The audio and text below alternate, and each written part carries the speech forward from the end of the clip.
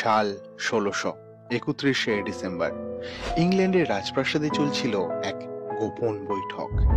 রানী প্রথম এলিজাবেথ স্বাক্ষর করলেন এক বিশেষ সনদে। The governor and company of merchant of London trading to the east ইন্ডিজকে ভারতবর্ষে যাওয়ার এবং বাণিজ্য করার অনুমতি প্রদান করেন। দেখতে নিছকই এক বাণিজ্যিক অনুমতি হলেও এর মধ্যে লুকিয়েছিল এক ভয়ঙ্কর ঔপনিবেশিক চক্রান্তের বীজ। এই সনদের মাধ্যমে ব্রিটিশরা পেল প্রাচ্যের বাণিজ্যে একচেটিয়া অধিকার। ভারতবর্ষের বুকে শুরু হলো তাদের অবাধ আক্রমণ।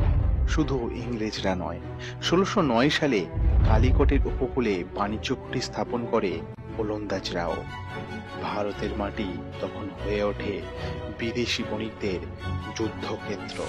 সাল ১৬১৩ ব্রিটিশরা পেল আর এক বিশাল সুবিধা। মুঘল সম্রাট জাহাঙ্গীর নিজে একটি ফরমান দিলেন ভারতবর্ষের মাটিতে স্থায়ীভাবে ব্যবসা করার। আর এই ফরমানের হাত ধরেই আধিপত্য বিস্তারের ছক কষে নিল ইস্ট ইন্ডিয়া কোম্পানি।